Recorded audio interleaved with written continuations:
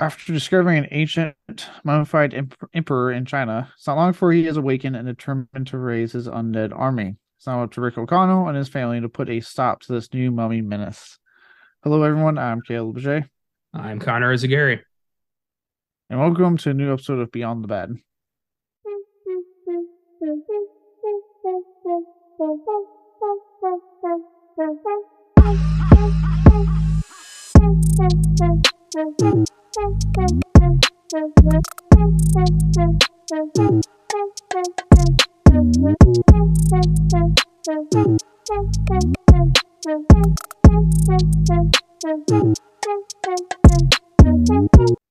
Today, we'll be talking about the third and final installment in the original Mummy trilogy, The Mummy, Tomb of the Dragon Emperor.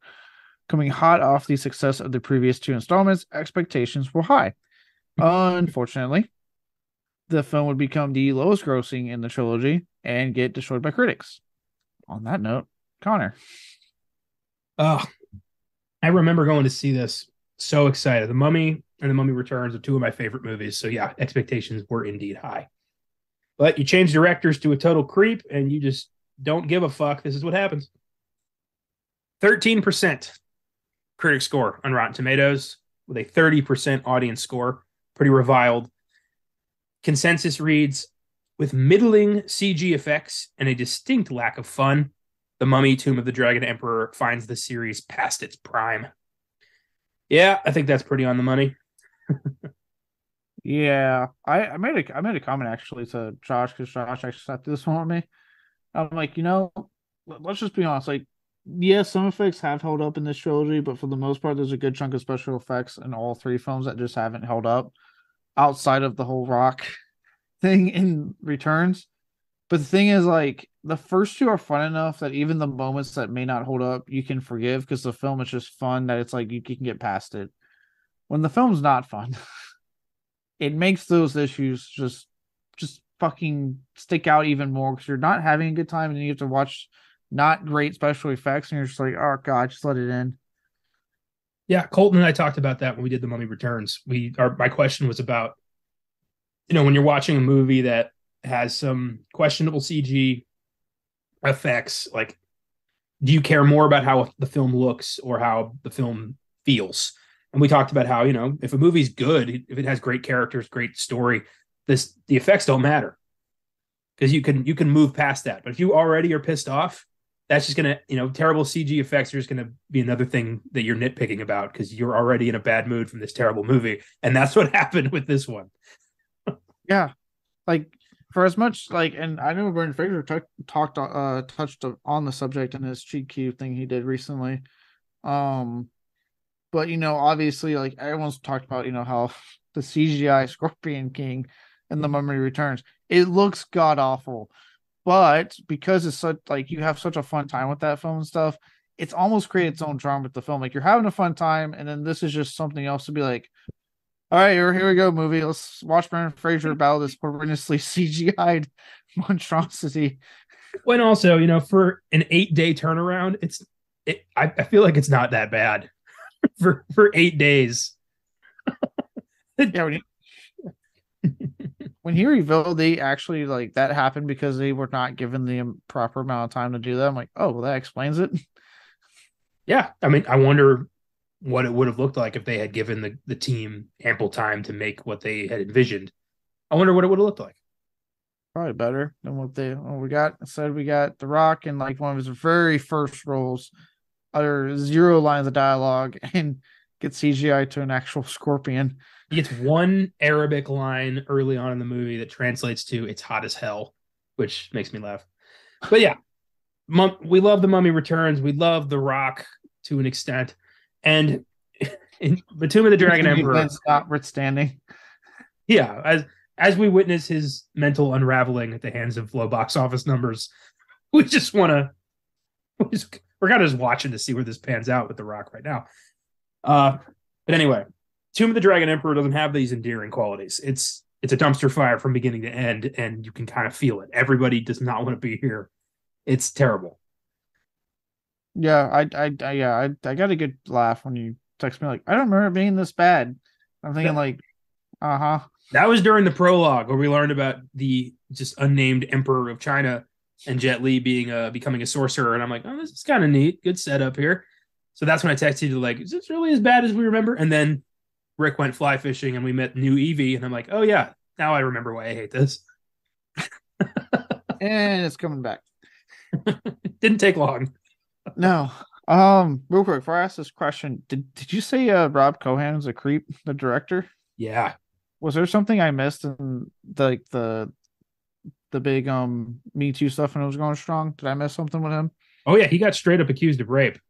Oh my God. Okay. I Yeah. had no idea. I had no idea going into this. If I remember correctly, I think it was let me just before I name a name, let me confirm this. Uh yeah, Asha Argento. Oh boy. Okay. Mhm. Accused him of sexual abuse last January. Damn. Okay. I did not fucking catch that. Wait, last January, 2021? Yes. Yeah. Oh, that's why I didn't hear about it. That's what I was still on my deployment at that time. That's probably why I didn't hear about it. There yeah, he's got a rep for being just a bastard in Hollywood. He also the Rachel Weisz saying she didn't want to be the mom of a 21-year-old. Apparently that might have been him who said that. She might have just I think she just said she didn't like the script. She didn't want to do it because she said it was a shit script. So he's the one who started spreading that around. Oh, So okay. he's a prick. Okay. That explains why we don't see him direct stuff anymore. Okay. I will say not to say one's better than the other. I think it's interesting that Aja Argento is coming out, about that when she's been under fire for also molesting an underage person. Yeah, it's a weird situation, but the way I just kind of see it as everyone's kind of bad here. Yeah, I was like, it's a really fucked up version of like pot calling the kettle black. It's like, yeah, obviously what happened to her is awful, but it's also knowing that there's at the time underage kid that accused her of molesting him. So it's like, okay, yeah, it's a rape crocodile, which you never want. So no. Let's just agree that Rob Cohen's a bastard. Asha Argento is probably pretty sick too, and I feel for that underage kid. Yeah, all right. I was not aware of that. But again, January 2021, I didn't come back till March of 21, so yeah, I was on deployment at that time. That's why that flew by me. Okay. Well, at least now I know. I've learned something today. On that fucking note, let's get slightly not so fucked up and get into my question. So, I honed in on the fact that this is another case of a trilogy closer being incredibly disappointing. A fucking recurring trend in Hollywood. So, my question, I'm not saying my issue as well. My question to you is why do you think Hollywood has such issues landing the ending to trilogies, especially time and time again? I think a lot of it is too many cooks in the kitchen and high studio expectations. I think that here's an example. Spider-Man 3. That's one of the ones in my head I was thinking of, yeah. Yep. Spider-Man 1 and 2. Awesome. Fantastic. Classic superhero films. Sam Raimi mostly in control on those two films. The third one, his idea was, Sandman and the New Goblin. Cool. Making good on the Harry Osborn thread, introducing Sandman. Neat. Studio steps in and says, hey, we need Venom. And he's like, I don't want Venom. They're like, well, tough. Start casting for Venom. So he had to shove Venom into this movie, and it suddenly feels disjointed and weird because Sam Raimi was not allowed to continue and, end this thing on his terms. Because I think most of the time this happens because of studio interference, trying to make it as perfect as possible, making sure they stick the landing. And by interfering, they fuck it all up. Mm. That's what I think causes a lot of these. Yeah, because I was thinking about obviously the big three that popped in my head: Spider-Man 3, the original X-Men trilogy when it was The Last Stand, and Blade Trinity. I'm sure there's countless others, but just constant cases of like they get to the third one. I think that's what you say. Like if you look at all those cases, there's the first film that got people going, oh shit, what's this? a second film that people liked more in Blade 2, X-Men United, and Spider-Man 2. So expectations went sky high, and like I said, in the case of Spider-Man 3, the studio wants to. The studio also doesn't trust its fucking director that in some cases they've used more than once. And they're like, okay, now we want what we want, but and they start stepping in and trying to add all this shit to because you want to make sure it ends well, and it fucks it up. In the case of like X-Men Last Stand, you got a whole different director coming in because Singer wanted to go and do fucking Superman Returns or whatever the fuck he wanted to do instead. I think it was Superman Returns, I believe. It was. So they got Brett Ratner, who we also have learned is a fucking huge ass creep. Comes in and fucks up the entire Phoenix storyline for the first time in that series. Well, I wonder how much of that was him and how much of that was screenwriter Simon Kinberg, who was the guy who fucked it up both times. The second time, yeah. But yeah, I get your point. I think like the granddaddy of fucking up the threequel is The Godfather Part 3. Oh God. And that, that's Coppola entirely because that, no studio is going to stand in his way. So that to me was nepotism and a weak script. So it's not always studio interference. It is most of the time, especially with blockbusters. But sometimes it's just people getting in their own way. And I don't really know where. I think The Mummy, Tomb of the Dragon Emperor, without Stephen Sommers, it doesn't have that, that vibe that he had with the first two. I don't know what it is, but we all can see it. And without him, you don't get Arnold Vosloo, you don't get Rachel Weisz. So what you end up with is like a Dollar Tree version of the Mummy series that we love. Yeah, it's very apparent that they're not into this as much, and that there's definitely it's weird, even though Summers really has only done 4 films in Hollywood, as you mentioned. You can still tell it's him directing the first two. Rob Cohen, he has nothing to this movie, and this is him, I think, hot off of the Fast and the Furious. So like he had success. True, and but in Triple X, I believe the first one. I think he just made successful movies, but he was like a work for hire guy. Like I don't think he didn't have style, he didn't have a substance. It was just like we need a director to point and click here, get Rob. Yeah, we can't get Steven back. He's, I guess, not interested in doing it. I couldn't, even when I was doing my history stuff, couldn't find out why he just didn't want to do this one. Other than he had expressed doubt before it. But they were like, okay, well, we'll just get Rob and, we'll get a script banged out. We'll be good to go. It's just annoying. And again, this is just with trilogies. We've obviously seen it on bigger scales with longer running franchises not stick their landing. I just don't get it. It's like, it just seems like eventually you see the build up, and the anticipation, and then the ball just gets fucking just dropped. Sometimes it doesn't happen. Sometimes you get cases like I always point to Thor before Love and Thunder came out, where most people will agree the first two were pretty good. Well, first one's pretty good. A lot of people hate the second one. And then like the third one's considered the best one. So sometimes you get those weird outliers, but so many times I have seen just like, oh my God, that one's good. Then that one's good. And then the third one comes out and I was like, oh. I remember watching you remember Riff Tracks? You ever watch that? I've seen a couple of it, yeah. For those of you who don't know, Riff Tracks was the second project from the first run of Mystery Science Theater 3000. That crew, they started riffing good movies, which doesn't really work that well. But they did one on The Matrix Reloaded, and they made a joke that I think applies here. It was like, in the age of threequels being terrible movies, The Matrix Reloaded was boldly flaunting convention and sucking in part 2. Yeah. I contend that none of the Matrix sequels are good. 2 and 3 have their moments, but they're nowhere near the first movie, and 4 is just a fucking disaster. Yeah. You know what has been pretty consistent so far, and I hope I'm not fucking shooting myself in the foot right now because the 4th one comes out next year. The John Wick franchise, I've yet to walk away sad. That's because it's been the same people the entire time, getting to do their own thing in their own way, telling their own story with their own people. And that continues into part 4. So I think we got nothing to worry about. Yeah, I think we'll be fine.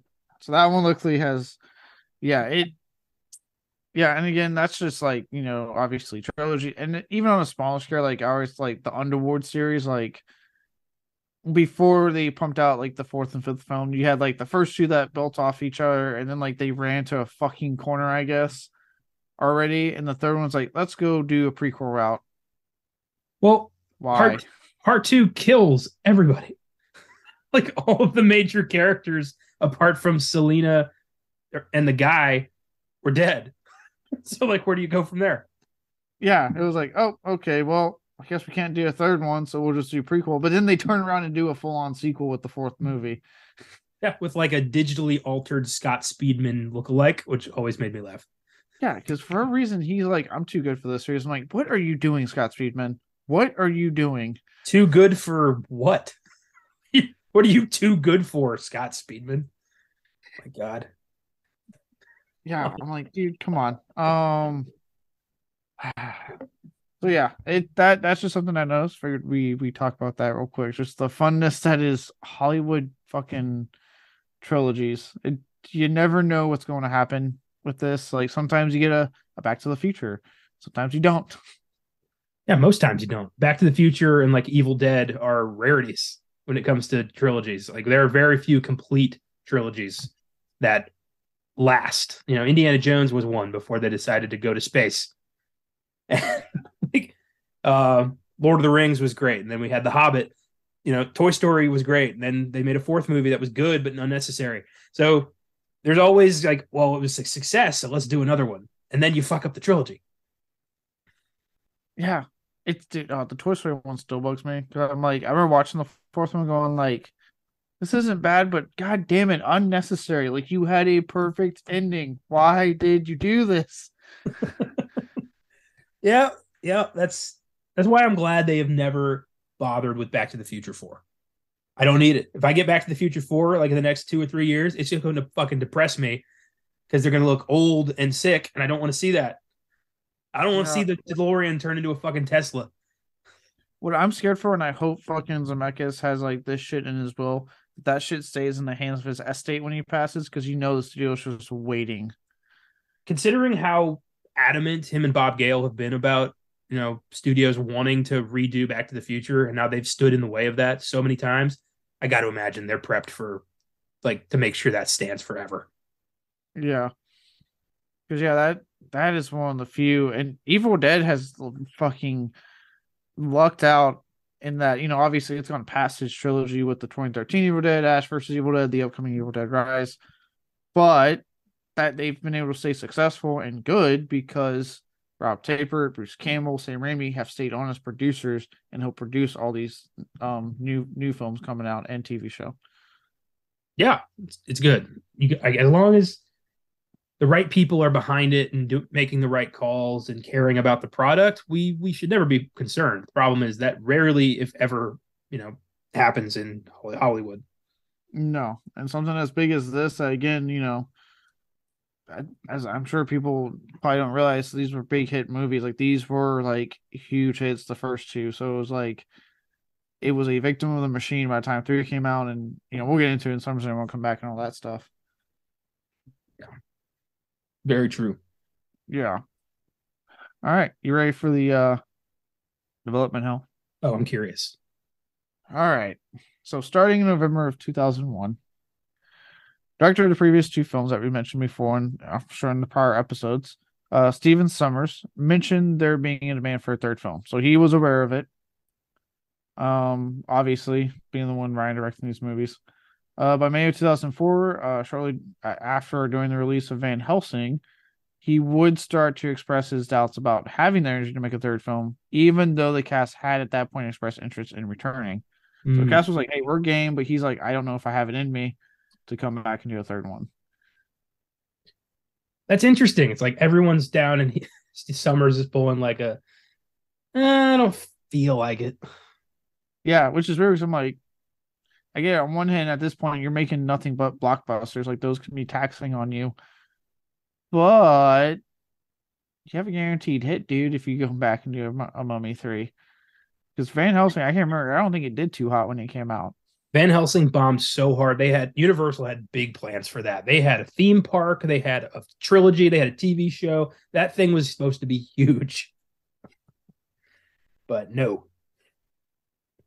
Yeah, so maybe go back to the thing that would have definitely made him some money. Oh well, The thing that got you a franchise and a theme park ride, they did everything Van Helsing was supposed to do. but didn't. Yeah. Ah. Now, with that in mind, though, the following year in December of 2005, he would apparently review a script for this film. And now let's talk about that script. So apparently a much different early version than what we got. Ooh. All right. So, said script, which was written by Alfred Gow and Miles Miller, featured many callbacks to the previous film, which went unused. As you know, there are callbacks in what we see, but apparently there was more. It would feature a prologue set in Hamunaptra, and and with them making a terracotta copy of the Book of the Dead with the puzzle box key featured as well. Shit, I already like this way more than the movie we got. Same. The book, of course, would have resurrected the Emperor instead of how the fuck he comes back in this one. I already forgot. I watched this shit on Sunday. Even to the point that Alex is on going to always to the climax now. Alex's slingshot from the second film would return to play a vital role in defeating said Emperor in the climax. So there was just callbacks galore in this thing. Okay, the slingshot was in one scene of The Mummy Returns and didn't really have any bearing on the plot at all. I feel like that's unnecessary. Yeah, I know it wasn't like a huge part of the second film, but like again, it's still being nice enough to give us those callbacks, which honestly, what we did get in here just felt hollow. Fair enough. Like, oh, the club is called Imhotep. Ooh. Oh, well. And that's just some of what I got. There's more. And this part had me excited. All right. This would have really pushed the PG-13 rating. Ooh. There was also a lot more body horror elements present in the original script. Neat. Yep. So they were going to, again, with the homages, we were going, and this is okay. So there's two main things I picked up on, right? They had heard like little things, like apparently we're going to see a crocodile bite someone's arm off and shit like that. Like lots of little crazy things. But the two main things I picked up on would be, again, homaging the first two films, having this film's version of the Mummy getting his body back together, like Imhotep did. Sorry, Imhotep. Along with a much more graphic mummification scene where the Emperor's heart would start to become visible through his chest while pumped black blood through his veins and out of his pores. Shit, man. This is crazy.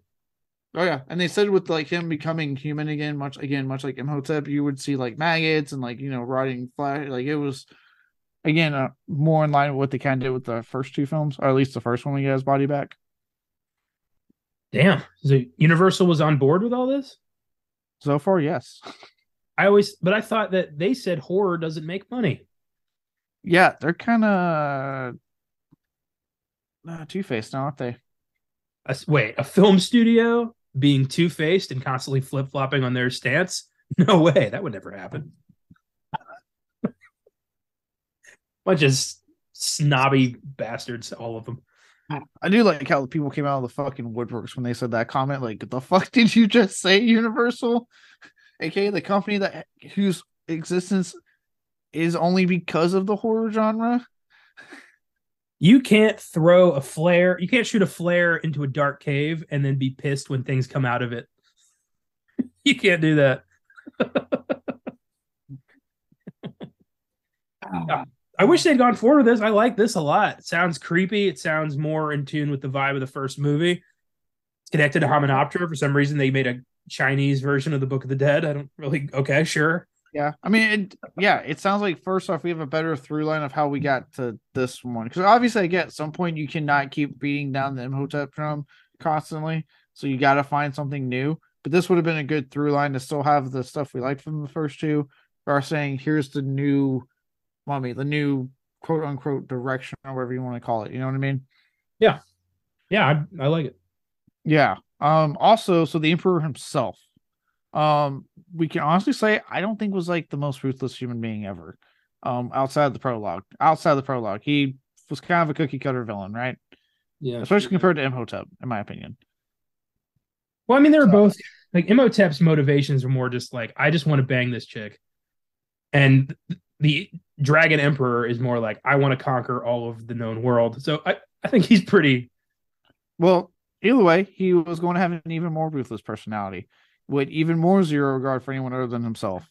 Like for example, he was his right hand man, the guy that pledges his allegiance. He was going to curse him, so if anything he disobeys him, something bad would happen. Well, that kind of happened. I mean, he drawn quartered his best friend when he was sleeping with his like the wife. Not that guy. No, in the modern day storyline, Oh, he was going to curse that guy and be like, "Well, you can't follow me, but you do anything out of line, and you're like die or become part of my army or some shit." It was like little things to just make him that much more evil. Were in the script. he's already part of his army. Where's what curse is that? Like he's already on his like betray me and you'll just be this but dead. Probably.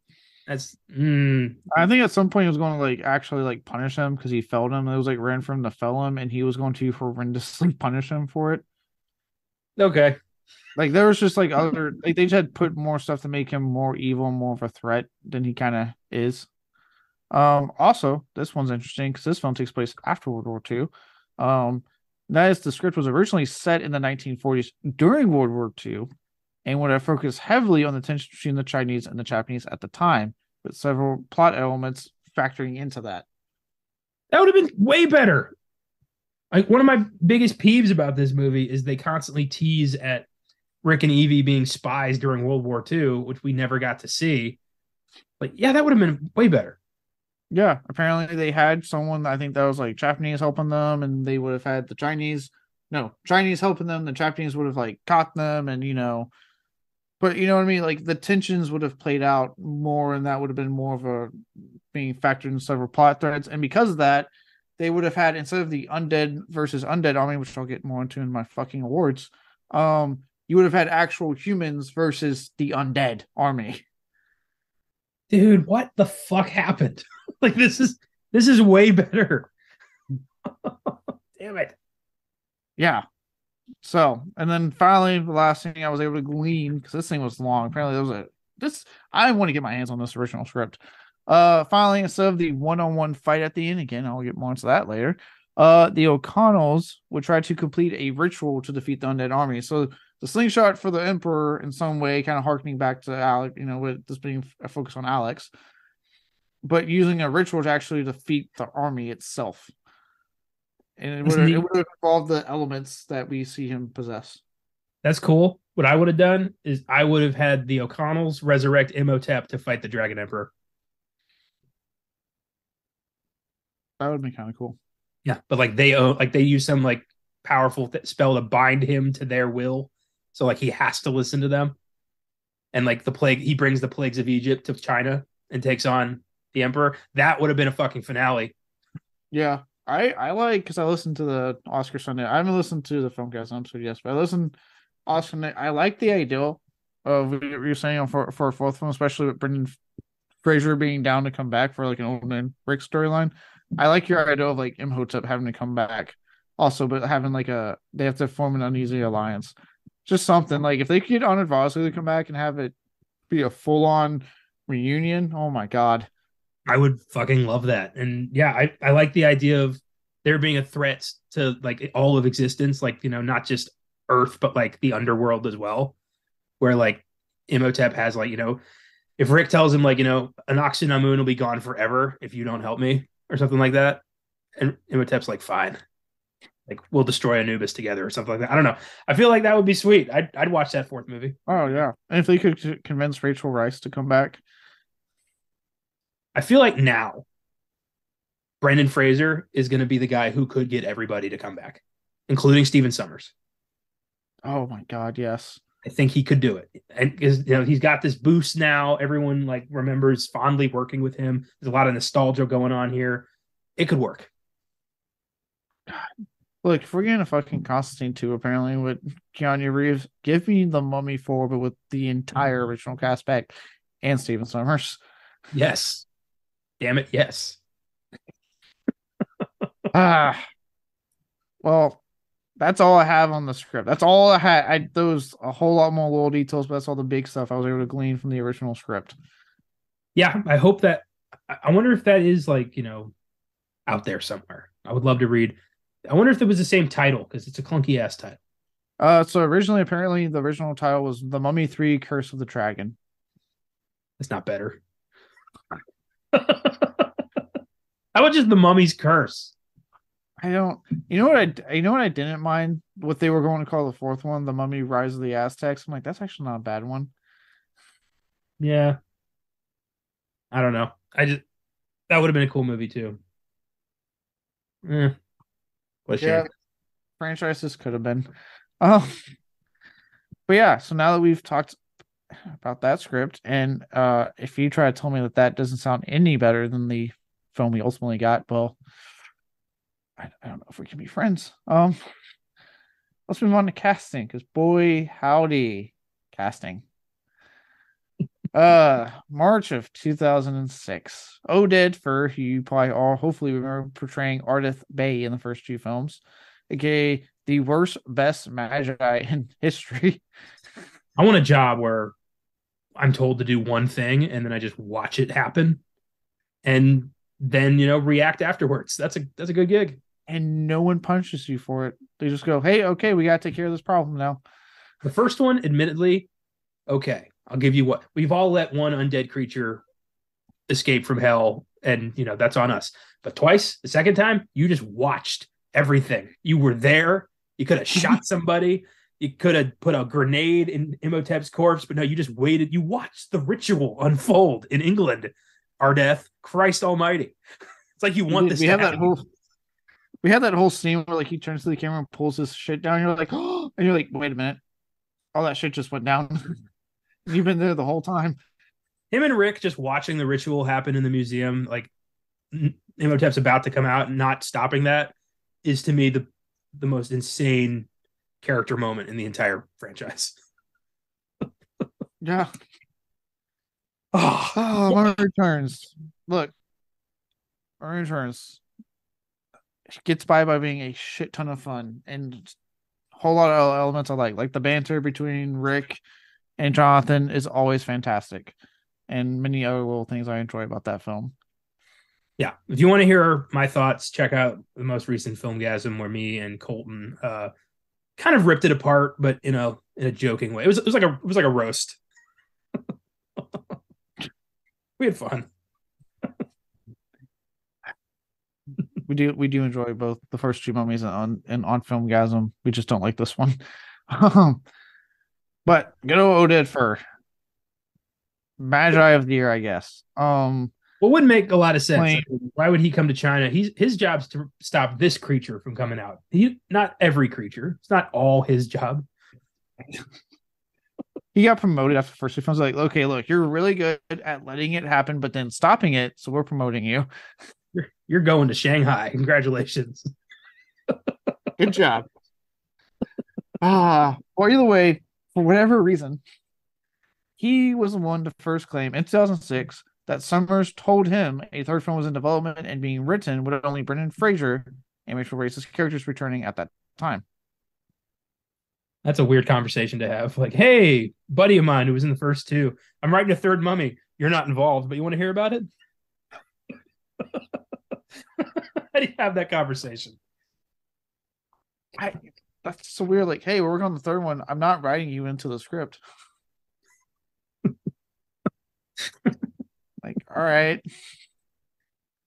Cool. I guess I'll do Deuce Bigelow 3 or something. He was in Deuce Bigelow, Male Gigolo. He's the Gigolo. I all forgot that. All right. By September, we're just going to move on from that. By September of the same year, Universal Pictures offered director Joe Johnston the job. I think it said instead of Jurassic World, because that was still trying to get made at the time. Um, but he declined. He turned it down. What was so pressing for Joe Johnston? I don't know. He hadn't done Captain America yet. I think after Jumanji, I can see him being an interesting guy to take on a project like this. Yeah, I've talked about it before. He's very hit and miss. He sometimes has those ones where he hits really good, but then the ones where you're like, what happened? Wait, hold on. You said that they were courting him for Jurassic World? Yeah, that's So what it said. after he dropped the ball so hard with Jurassic Park 3, they were going to let him do it again. Yeah, Jesus Christ. This is why we can't have nice things, Hollywood, because you keep giving the wrong people second chances. I love how long that took for you to like come back around Yeah. to. When I hear Joe Johnson, the first movie that pops in my head is Jumanji, and it took a minute to be like, wait a minute. He did Jurassic Park 3. We talked about that. Yes. Well, either way, he declined, so he did something else. And again, no reason I could find whatsoever, even on the fucking behind the scenes on my Blu-ray or 4K. So I got the set, and on why Steven Summers chose not to return. No reason whatsoever. Just no one talks about it. Were there interviews with the cast talking about this movie? Like, were they positive or were they like, yeah, it was good. I had a good time. Like, what did their eyes say? That they didn't have a good time. The only one who seemed excited in the interviews was Rob Cohen. And most because he's like, I get to work in China. I love China. I was like, okay.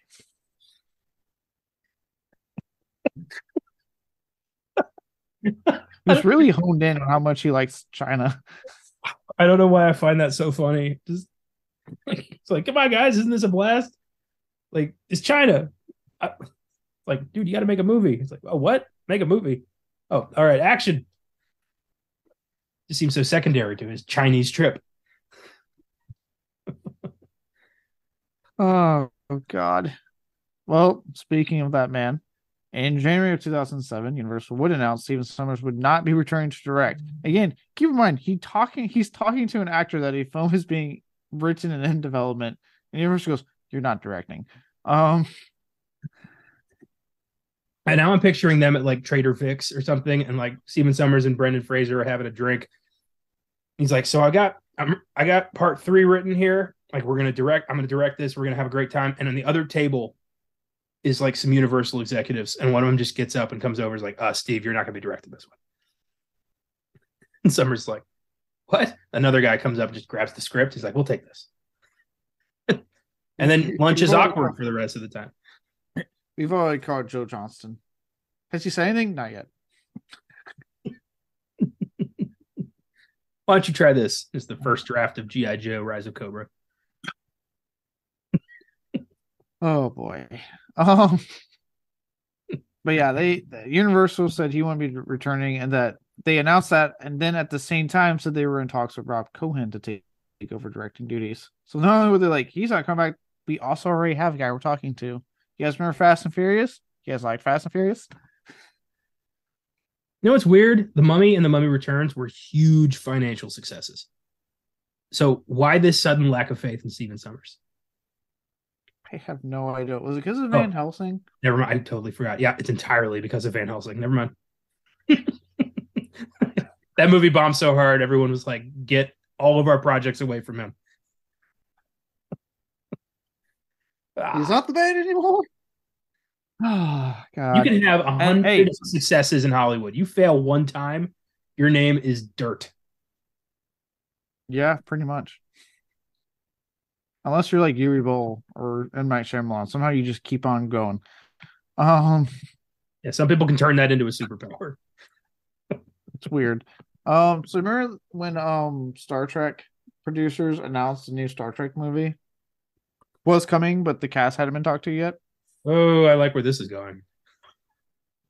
In February of the same year, Cohen mentioned just randomly that Jet Li and Michelle Yeoh would star in the film, even though there was no official confirmation until May. Oh my God. I bet he just, you know what? I bet he just named the first Chinese actors he could think of. He's like, Jet Li's an international superstar. I watched Crouching Tiger, Hidden Dragon. God damn it. Oh, well, I guess it lucked out. I guess, things lucked out because they were both interested. Yeah, they looked out this time. For those who are wondering about what I just mentioned, infamously now, Paramount Pictures decided to try to go all in on this Star Trek 4 that they've been trying to get off the ground for years. And they announced Star Trek 4 in development with the original cast, and it's going to start shooting, I think, in the same year. And then they dropped the bomb that we haven't talked to the original cast yet. And their response was, no, the fuck, we're not doing a fourth movie. Yeah. They tried to guilt them into it, which is such a great move. One of my favorite Letterboxd reviews that I ended up not using for my What's in the Box for the Mummy 3 was don't let Michelle Yeoh's presence trick you into thinking this is a good movie.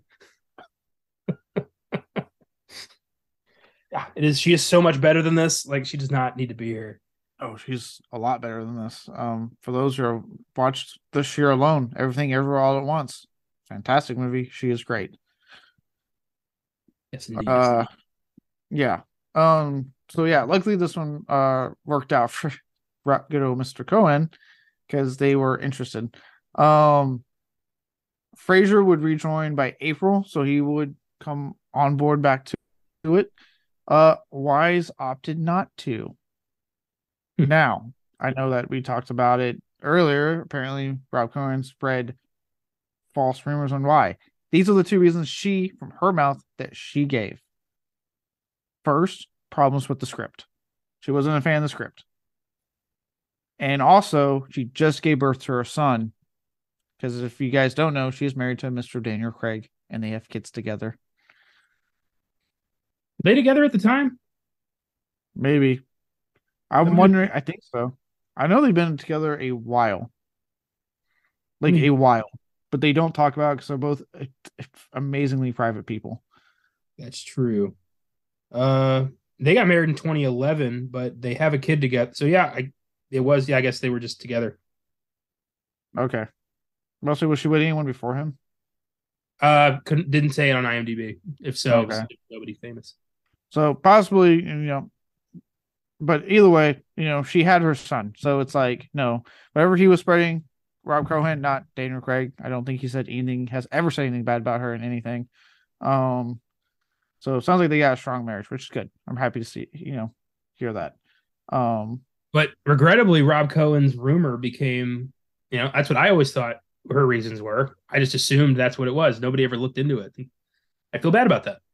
Yeah. Now, and look, don't get me wrong. I've heard from many sources that she's not the greatest to deal with. But at the end of the day, regardless of that fact, don't be spreading rumors or falsehoods on why someone said no to your movie. Like, maybe your movie just sucks. Yeah, like, she's not the first actor or actress to turn down a movie because they didn't like the script. Not the first one to do it. And God bless that she has a fucking kid and wants to be with her son that she just gave birth to. Yeah. Granted, I think the film could have handled a lack of Rachel Weisz better than they opted to. But, yeah. That's up to them. Let's talk about that. Maria Bello would be cast to replace Rise's character. And this kind of made me mad. She apparently, and was backed up by Rob Cohen, would go on to comment how the new Evie would be different from the original. This ain't James Bond, lady. This is supposed to be the same character. I don't know why her and Mr. Rob Cohen were so proud of that, as if after watching two films of, admittedly, like, Brendan Fraser and Rachel Weisz have amazing chemistry in the first two films. Like, and so, like, it is like I'm just as invested in their love story as I am, like, the rest of the film. So they kind of, like, slap the fans in the face and say, like, this is going to be a different Evie. No, I want the same Evie, since just knowing that it's a different actress playing her. Yeah, maybe just kill Evie off and introduce a new romantic lead. It doesn't have to be romantic; just a new female lead to be in the movie. It doesn't have to be the same character. It would have made way more sense. Yeah, or just find a convenient way to have her sit this adventure out. I mean, Jesus Christ, Fast and Furious has been finding ways to not have Paul Walker's character in a movie without actually killing him off since the seventh film. which is kind of crazy when you think about it. It's very crazy. So it can be done. Just find a way to write her out for whatever reason. In the hopes that had this been huge and successful and a big hit, and you could do a fourth one, you could have convinced her to come back.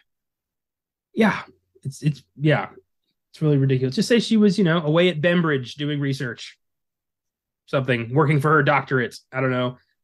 Jonathan's in prison. I don't know. Pick something. Or do a better script, and then you would have avoided that issue from the very beginning. Yeah, or try. That also is an option. Yeah, so it, but again, the first issue is to talk falsehoods about why she turned down behind her back. Well, I guess publicly since it was on the trades, and then to say get a new actress who was boasting about how it's a different take on the characters than the first two. Okay, fuck off. Fuck off. I don't want it. And based off how this movie plays out, Fraser don't want it. The audience don't want it. So Yeah. Yeah. From there, based off the bonus features I watched before I did all this, shooting would go pretty smoothly and with lots of enthusiasm. People seem pretty excited, mostly because they're like, "Hey, it's the third movie. We're making the third one! Yay!" Um, Apparently, the only hiccup they would face during filming was near Shanghai, where they had to halt filming periodically for soldiers marching due to the fact that the desert battlefield setting was actually a training facility for the Chinese army that was currently being leased. Remember when you could just film in China with no problems? Yeah. Remember releasing films in China wasn't that difficult? Remember when we used to just, handle dictatorships? Just saying, we had a pretty good track record for that shit, and we just stopped.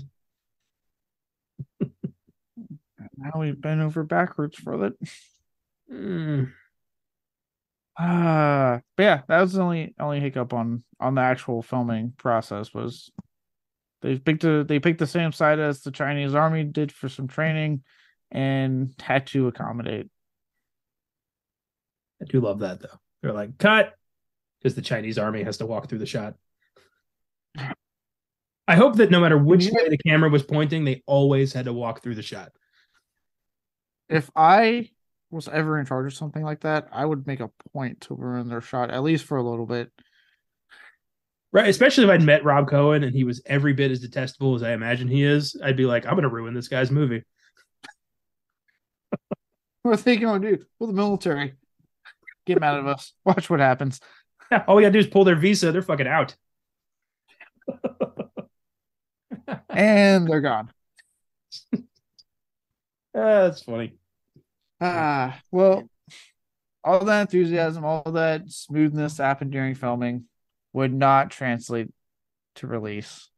Yes, this film did make over 400 million at the box office. So I know for once that is a lot of money. Because I know a lot of times we say it did well and it's like it did 85 million.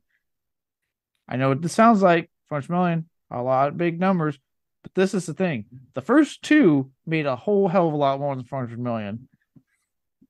Yeah. I think they were like 6, 7, like they were a lot. It was a shit ton of money.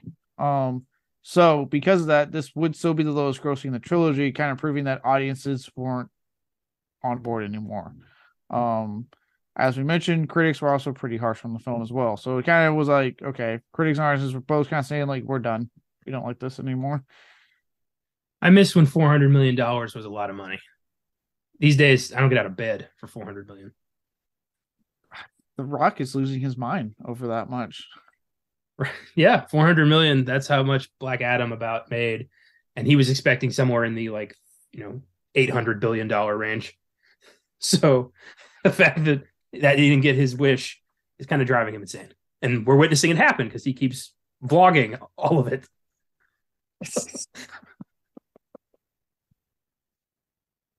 For every resurgence we get, like Brendan Fraser, we also have to witness the decline of a once proven profitable box office star.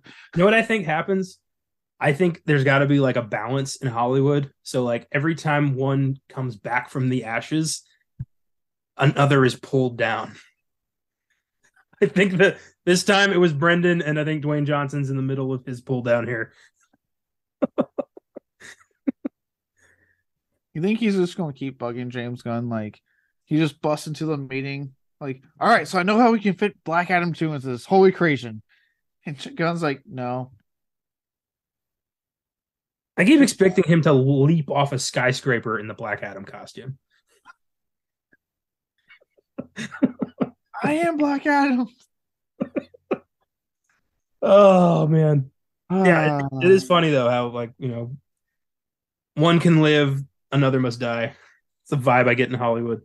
Yeah, one comes back, but it's at a cost.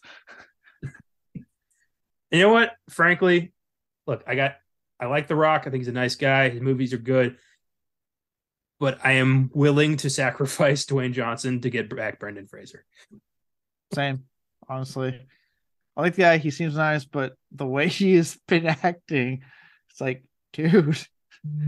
I don't know if it has to do with like that, and then also the fact that like he walked away from the Fast and Furious franchise because of the beef with Vin Diesel. Apparently, like they're not doing anything with Jumanji, which I kind of thought they were going to make another one, but it looks like they're not. So like his franchises trying up. Didn't both Jumanjis gross like $1 billion worldwide? That's what I'm saying. What happened there? Yeah. I'm like, have you heard any talk about a new one? Because I haven't. No. Damn. I wonder it's because maybe has Dwayne like just been like, has he shot down so many continuations because he's like, I got to make Black Adam? Right? Is that what happened? Is that why he's losing it? Because he's canceled so many franchises? Because he put everything on Black Adam? That might explain it. Like, I don't need all of this. It's all going to be worth it when I can fly. And the audience went, no. Really fast, too. It wasn't like a gradual decline. It was an immediate, like, give me the next one.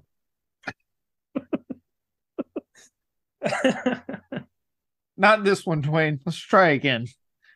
Oh, man. Oh, wait. We didn't watch this. You can try again. Not like you can detain him and like, put him in a mental hospital. No one can, he's huge. You ever seen that? I forgot who he was doing to when he wrestled, but when he was like, what's your name? And they were about to say his name, he's like, I don't care what your name is. That's happening to him now. He's the one standing there dumbfounded. The audience is him in this moment. I'm picturing like 1,000 people collectively going, it doesn't matter what your name is. He's just like, I know what it feels like now. Vin Diesel's like, you candy ass. Can you smell what the Rock is? He's just quoting his shit to him. This is Dwayne Johnson's constant like fever nightmare he's been having for the past like 3 months. He wakes up in a cold sweat.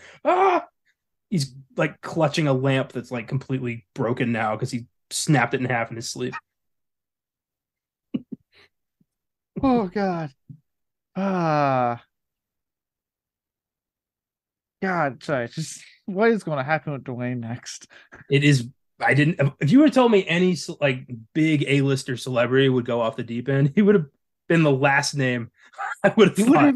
He would not have been on my list. I'd be like, that guy's going to keep doing his shit till he dies. And apparently, Black Adam had other plans. It's just a minor setback. People still like it. People still like me. They're going to love it when I get to do the next one. I'm doing the next one. It's going to happen. He's just in a mirror, like staring at himself. Right? Oblivious to how pissed off WB apparently is at him for fibbing some numbers. Dwayne Johnson's talking in the mirror. The Rock starts talking back in the mirror, and he's like, what have you become, man? You used to be the people's champion. They used to smell what you were cooking.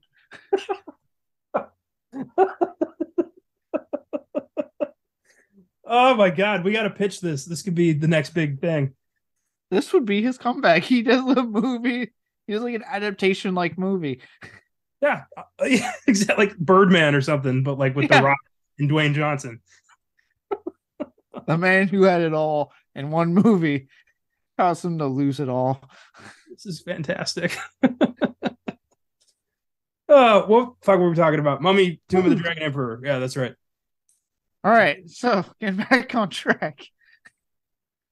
All right, it's talking about delusional human beings. Actually, this is a perfect segue. Even though Maria Bello stated another film would, and I quote, absolutely be made because she signed on for 3 more films. Um, 3 more. Damn. yeah, yeah. So she's sitting there going, "Oh, they're making another one. It's happening." God, I'm actually kind of glad we went on that tangent with the Rocks. This just was a great segue. Um, Universal doing what they've been doing best about shutting everyone involved in this movie down, starting with Steven Summers. Um, they would cancel the film in 2012. I remember seeing The Mummy Rise of the Aztecs on IMDb listed as like, uh in development. And then one day it was just gone. Mm. Yeah, well, Maria Bello was saying it's happening, and Universal went, no. You remember that scene in Spider-Man 3 when MJ gets fired from the play, but they don't tell her and she goes to like rehearsals and they're like, didn't somebody call her people? I wonder if that's Oh, yeah. I wonder if that happened on the set of Tom Cruise's Mummy. They were ramping up production and Maria Bello just showed up and was like, all right, we're finally doing this. And they were like, didn't somebody talk to you? It's a reboot. Sorry. You got to go. She's looking for Brendan. What's Brendan at? Tom Cruise is like, who's that clown? We got work to do. Because he's such a nice All person. right. Yeah. Put your mask on. God damn it. Yeah. Jesus, Tom. Recently came out that on the set of Edge of Tomorrow, he straight up just told Emily Blunt to quit being a pussy. Oh my God. You told He's, Emily Blunt that? First off, how she, dare you? yeah, she was having a rough time with the like 85-pound of giant metal costume she had to wear. She was a And she very was small struggling woman. with that. And Tom Cruise said, don't be, quit being a pussy. Get up. He's a bad person. Yeah. One, Tom, you're a dick. Two, how dare you? That woman is beautiful and seems like an angel. How dare you? Ah, yeah. That was John Krasinski's wife. God damn it. Oh, yeah. Ah, Yeah. well, Brendan Fraser's like one of the few leads of the Mummy franchise to escape unscathed in terms of, audience like disdain. yeah, it really is. Yeah. Rachel Weisz has a bit of a rep. People don't like Tom Cruise anymore. Dwayne's losing his fucking mind. Yeah. But we love Brendan. Arnold Varsley just disappeared. I don't know. I always liked him, and I feel like he deserves more, but I don't know where the hell he went. I think Yeah, he's doing TV now in South Africa or something. I don't know. who knows? What we do know is that this plan Rise of the Aztecs, was canceled in 2012. Instead, they opted for the reboot, and it is the reboot you're thinking of, the one that will be saved for a whole different episode of its own Yeah. one day. Very rarely do we get the opportunity to unpack not just the decline of a film, but the erasure of an entire cinematic universe that never even got to happen. So that's going to be a Yeah. very special episode. Oh yeah, that's going to happen one day. Now, I don't want to end on a downer note. Instead, I want to provide you audience members, with a tiny bit of hope. We mentioned it earlier, but thanks to his recent resurgence, Brendan Fraser has been asked on numerous interviews, "Hey, would you be interested in coming back to the Mummy franchise? Would you do a Mummy 4 still?" And to all of our enjoyment, he himself has said time and time again in every single interview that yes, he would absolutely be down to do a fourth Mummy film. All that he's running on is a script to get written. And he's even expressed how cool it'd be to do an Old Man Rick. So there is a bit of hope out there that we could get a fourth film with Brendan Fraser back in the role, because he himself, from his mouth, has expressed all of the interest time and time again when being asked. Yeah, that happens a lot when the third film sucks, and then years go by, and suddenly people are like, "Hey, that third film sucked. I'd love to do a proper finale for my character." It's happening to Harrison Ford right now. So I'd love to see that happen to Brendan Fraser. Get a proper Mummy 4. Maybe we recycle that Aztec thing. Maybe they listen to what I had to say and do the Imhotep team up movie. I don't know. Yeah, I for him, I think, and obviously, I do feel like honestly, Harrison Ford kind of deserted after Kingdom of the Crystal Skull when it comes to Indiana Jones. I think Brendan Fraser deserves it the most, and it's all solely poor on how he disappeared from Hollywood. I'm not going to be. I'm sure you guys talked about in previous. I know we've been doing the Mummy before, and it's been talked about before as far as like the whole his messy divorce, being in and out of the hospital because of and I couldn't find it, but in case anyone didn't know, by the time he did Tomb of the Dragon Emperor, he was pretty much like as soon as they called cut, he went to get ice packs and bandaged, and his body was getting busted by this movie. Yeah. So between that, a really bad divorce, and the whole issue with why he is not going to the Golden Globes, um, all happened at once. He just, that's why he disappeared. That's why he was gone for so long. So the fact that, for me, just because I've been rooting for him to come back and it's filled with so much joy to see him come back, I absolutely think he deserves out of anyone. Get that goddamn script written and get Brendan Fraser back in a fucking Mummy movie. The man is willing to do it. Give it to him. I want to see it. If he does win Best Actor at the Oscars for The Whale, he's going to be able to parlay that gold into a complete career resurgence, and I cannot wait. Yeah.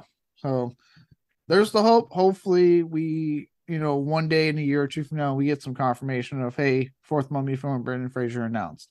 I mean, for Christ's sakes, if they can even fucking, thanks to John Wick, get a goddamn Matrix 4 out there and a Constantine 2, apparently, give me Mummy 4. Come on. Like, give me the one I really want.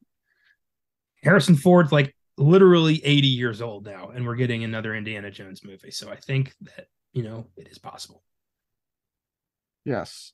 And he might be the one to convince, like you said, people like Rachel Rice, Stephen Summers, like a lot of the original gang to come back. He might be the one to convince them. Yeah, you son of a bitch. I'm in. I want it to be like a high school thing. I love the idea that, like, as obviously, Rachel Rice has a reputation, but like she is like extremely lovely on the set of a Mummy 4 because she's just happy to be working with Brendan. She's like, oh my god, yes, I love working with them. He makes people nicer by osmosis. He's that kind of person. So let him do whatever he wants. He's earned it. He's earned our respect and our love, and he's never gotten anything less from me. Yes.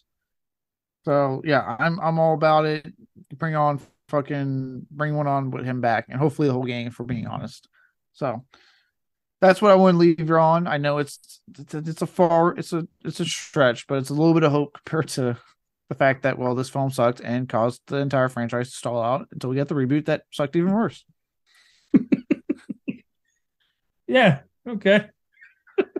So hope there might be an Old Man Rick Mummy movie one day.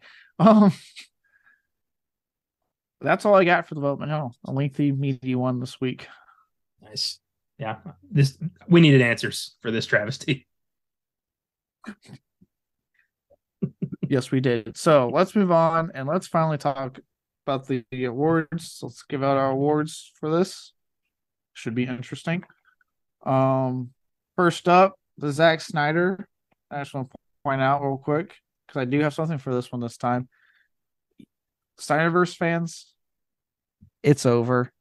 And the desperation and sheer patheticness on Twitter is the funniest shit ever. So keep tweeting. It's more than likely over. All right. He's just all that we're seeing. Just not that. Yeah. I will keep doing it on Twitter. If it makes me laugh, it makes me laugh so hard. Or as we like to call Zack Snyder, the worst scene. What did you come up with? This was the first thing I wrote down because I have always hated this because it's stupid. It makes no sense, and I don't like it. So, about halfway through the movie, they're trying to find the entrance to Shangri-La, and they have to find this big gold tower, and they're like, you got to put the diamond there, and it tells you where to get to Shangri-La. And instead of like literally waiting to the last second to light the dynamite, they could have just blown it up before the fucking bad guys got there. Um, but my scene is when the Yeti show up, and they're good guys. And there's a scene where the Yeti kicks a dude through some pillars, and a Yeti in the back lifts his arms like it was a fucking field goal. And it's just like, really? We're doing football jokes in 1950s China with Yeti? Is this what we're doing? This is what we've resorted to? So I've always thought that was the dumbest shit, and I wanted to single it out. Yeah, no, I'm with you. Like this whole sequence is pretty like bad. So action scenes are not good in this movie, like at all. Especially for the first two. And yeah, the Yeti's popping up with like zero explanation other than like when we meet Michelle Yao's character again, she's like, I was lost until they helped me. And I'm like, that doesn't fucking explain why Yetis are in this movie. This movie literally has a fight scene between Michelle Yeoh and Jet Li, and it sucks. How do you Yeah, do that? how do you get two like you have one in one of the biggest hit like cross like country international fucking hits ever in Crouching Tiger, Hidden Dragon, and then Jet fucking Li, an international superstar who does kind of need to pick better American films if I do say so myself. All right, I love you, Jet Li, but like, oh man, um, You're not wrong. have bigger roles in the Expendables, for the love of God. Cradle to the grave. Enough said. Don't just be in an Expendables film for like a scene and then nope out of there. God damn it. Um, still bugs me as much as I like Expendables 2 that he does that. I'm like, God damn it. Why? Why? But you get two of your biggest like international stars you can have, both known for martial arts, and you give us one of the weakest martial arts scenes I've watched. What a Rob Cohen. Ugh, it's embarrassing. So what's yours? Mine, look, I kind of cheated this a little bit, and I just put the entire climax of this film as my worst scene. Just everything about this climax. I thought you were going to say the entire movie. I'm like, can you do that? My show, my rules. I'm keeping that in mind. I try to avoid that though. No, just the climax. And two main things, and I have them both. The one thing I call it the 1-2 punch, if you will, of having first two indistinguishable undead armies fighting each other. I don't know who the fuck is who because they're both undead. They both look the same. How am I again? Original script. One of those armies was actual human beings, and I would have been able to tell. Wow. So there's that, and then you want to talk about that fight scene between Michelle Yeoh and Jet Li. Let's talk about the god awful, horribly edited one-on-one fight with Rick and the fucking Emperor. Well, holy shit. Here's the thing. You've got Jet Li, who can actually do that, versus a pretty broken Brendan Fraser. There's not a lot of ways to edit that fight where Rick comes out the victor. Look, even then, it's like, if that was the case, again, original idea was apparently different. Go with that. Why force this? If, again, yes, you have Brendan Fraser, who's pretty broken at this point, and then Jet Li, who, even if Fraser, and I love the guy, wasn't, Jet Li could kick his ass. Like, he's a martial arts fucking expert. That's one of the things that got him his fucking notoriety and his fame. So even on a good day, could kick his ass. And look, I get it. You can't tell me, oh, it's impossible to do this. Okay, if you want an idea of how to film something like this, watch John Wick Chapter 3. We got two of the actors from the raid fighting Keanu Reeves. Could those guys conceivably kick his ass? Yes. And I love Keanu Reeves and the John Wick franchise. They could kick his ass. but they filmed that in such a way that made that work, and you could forget that. This film does not do any of that. Well, and also suddenly the Emperor loses his super strength, his magical powers. Now he's just fighting Rick and taking punches to the face and like that stumbling back. No way could he make a powerful, basically like a Chinese demigod stumble from a punch in the face. At least with Imhotep, he was kind of pudgy and just a guy after the Scorpion King took his powers away. So yeah, that fight made sense. This one, no. Yeah, it and even the lead up to him, he's like, mono a mono, no more power stuff. I'm like, oh god, they gave him like horrible dialogue to say. He jumps over like the fire, and I'm like, Also, how does Jet Li know what the hell he's saying? He speaks ancient Chinese. And two, why is Brendan delivering it like that? Mono e mono to the death. Like he's like Zap Brannigan from Futurama. Like what is he doing with his inflection in this movie? I'm about to say, look, he's not on my worst performance, but I'm gonna say right now, it's to me, it's very apparent he did not want to do this, or he did not know how to make these lines convincing. Because compare his delivery in the first two films to this, he is not that good in this movie. No, he's not. And I don't blame him. I blame a really bad script and not knowing how to deliver any of this shit. Yeah.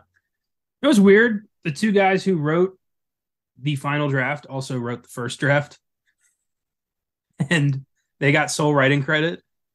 So, guys, come on. Why? What?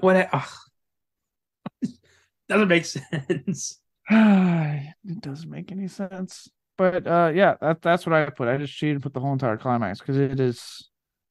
Look, man, you build your film up to the climax. Like you build it up to this moment that I've sat for an hour and a half, 2 hours.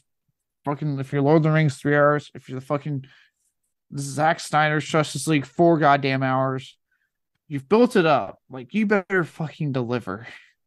And when you don't, I'm just sitting there thinking, I gotta get past this. This movie's finally over. That's not good. Yeah. And that's all I'm thinking during this part of the movie. It's like, just get past this and the movie finally ends. Yeah. Helm's Deep. This is not. Uh, I just watched Return of the King, so I'm thinking like the battle at the Black Gate. That's for me. That's good shit. Good movie. dude, I'm telling you, he turns around and he just says for Frodo, and they march into battle. I'm like, oh my god, yes.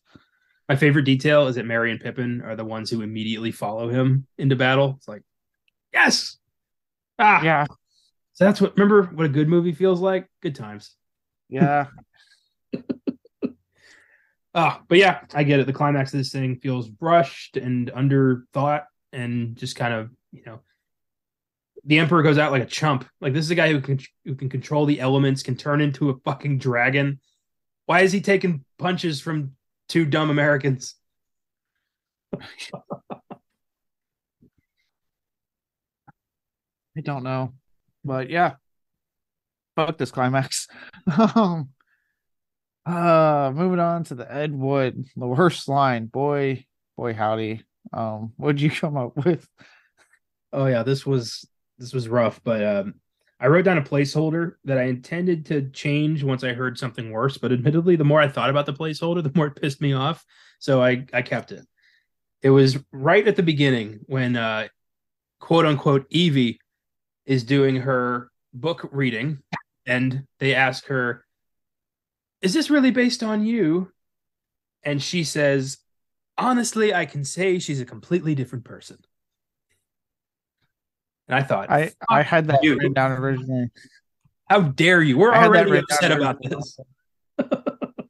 Yeah. Like we're already mad that we're in this situation. You're gonna just be cheeky about it. Fuck you.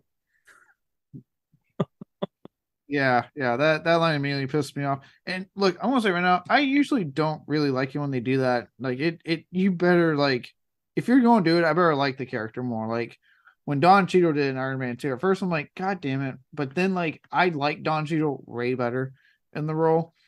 No. That the line works. It ended up working in his favor. If you want to have something like that, we are going to make that wink acknowledge that we've recasted this role. it better be one, you've recast it for a good reason.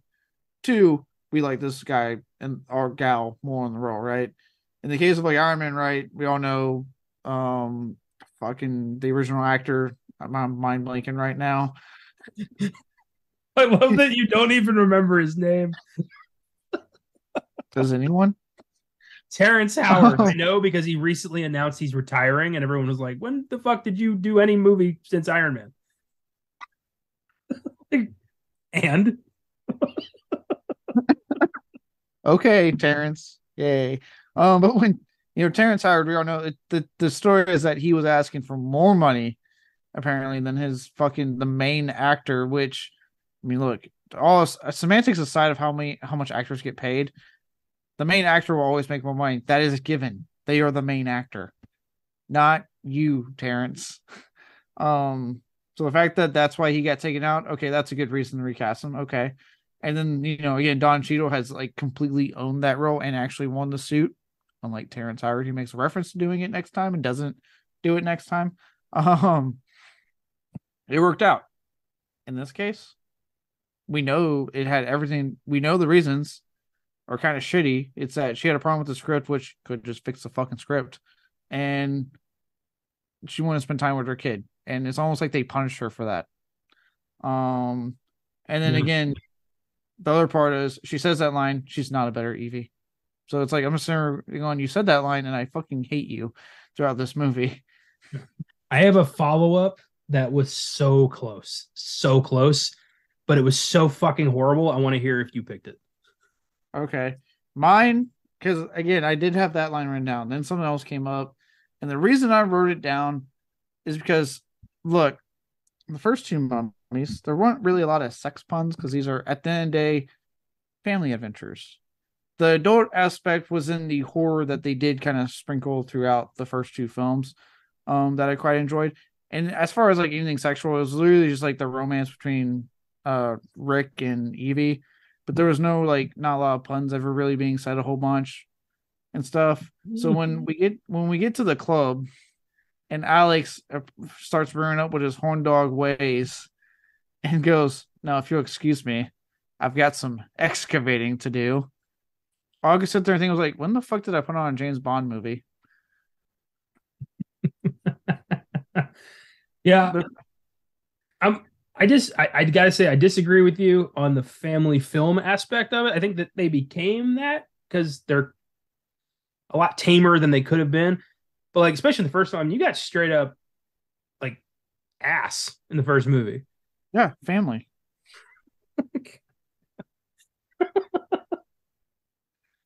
Okay. That was period accurate attire. You cannot fault them for being period accurate. I didn't see anyone else's ass in ancient Egypt. I just saw hers. Yeah, period accurate. How dare you? Oh, okay. Well, anyway, yeah, Alex being a horn dog and Jonathan's like, that is a tomb in which many pharaohs have lain. It's like, oh, come on. Yeah, it just kept going, and I'm like, this isn't a. And again, I'm not saying they didn't slide. They made the occasional pun here and there, but like I've seen the first few enough that I'm like, I don't really recall them ever doing like sex puns like this, like ho ho ho, wink wink wink. You know what it is? Despite the first two being kind of campy and cheesy, everyone took it seriously as a film. Yeah, they were making something that they cared about. This is not that in anybody's hands. No, so it's like all of a sudden we get these sex, and again, I'm not like a prude. Like I enjoy a good sex porn as much as next guy, but again, the way these were, it felt more like I'm watching James Bond, like in an old James Bond film. I'm just like, ah ha ha ha. Let's see what he meant there. So that's not the line I was thinking of. So the one that I was like, really? It's here we go again. That was up there. That always reminds me of Tropic Thunder because these came out the same year and they did the fake action movie trailer and Ben Stiller goes, "Here we go again." Again. And then that trailer came out. I was like, really? They're doing it? For real? But no, that was up there. It's right after Rick kills the Dragon Emperor and he goes, "Now you can rule in hell." Oh, that was I was like, what? Remember when the way they wrote Rick, he had really good fucking comebacks and like comments, and stuff to say. And in this one, it's like the most generic action movie shit that they could put in the script for him to spout off.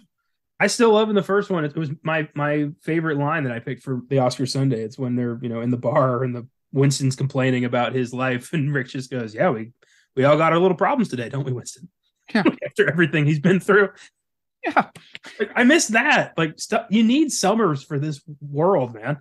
Yeah, the snappy little comebacks he could do with the and like you mentioned it when the thing yells at him and he yells back and just blasts it with a shotgun.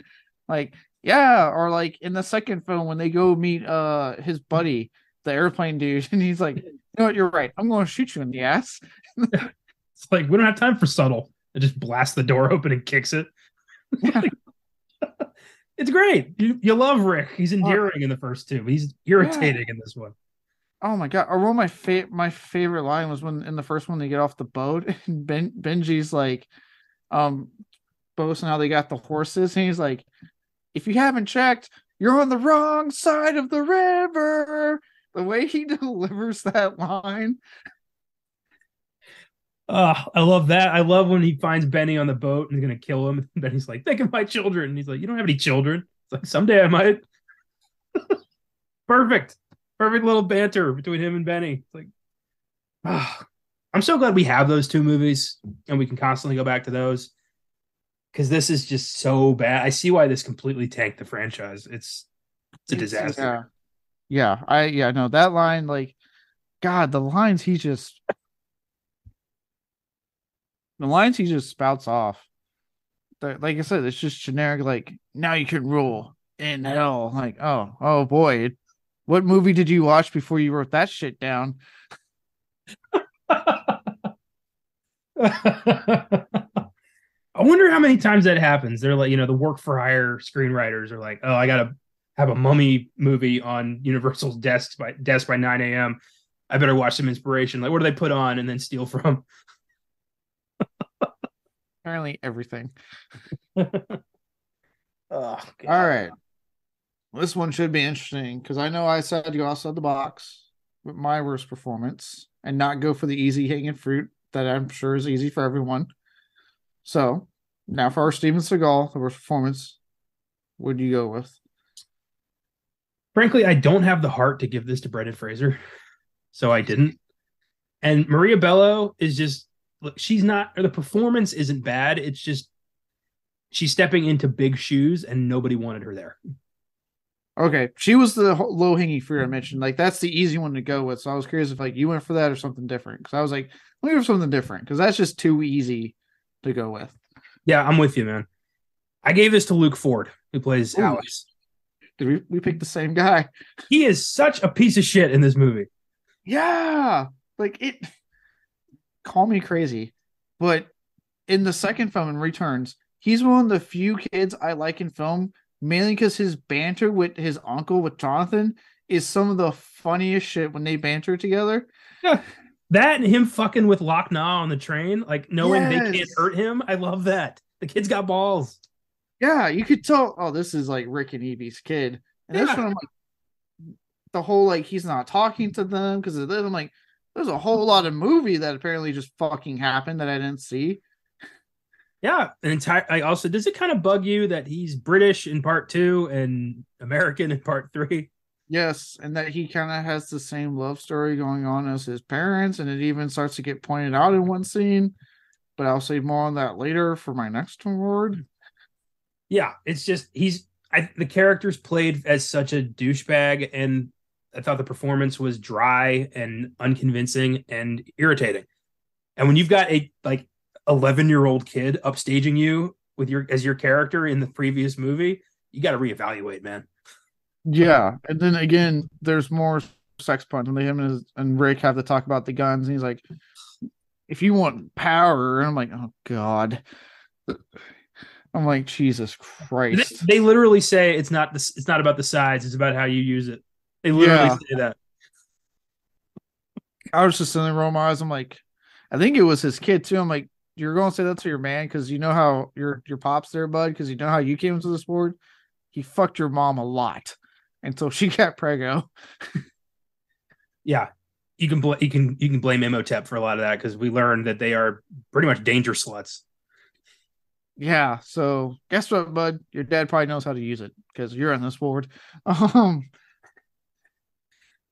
Oh, uh, yeah, it's just yeah, I hated his character and then the way he treats his parents, like because there's no explanation for why he doesn't like talk to them other than like that they're good parents. Like she clearly loves him. He is how he put him through school and everything, and he dropped out, and then they try pulling the like you were too hard on him growing up, blah blah blah, and I'm like.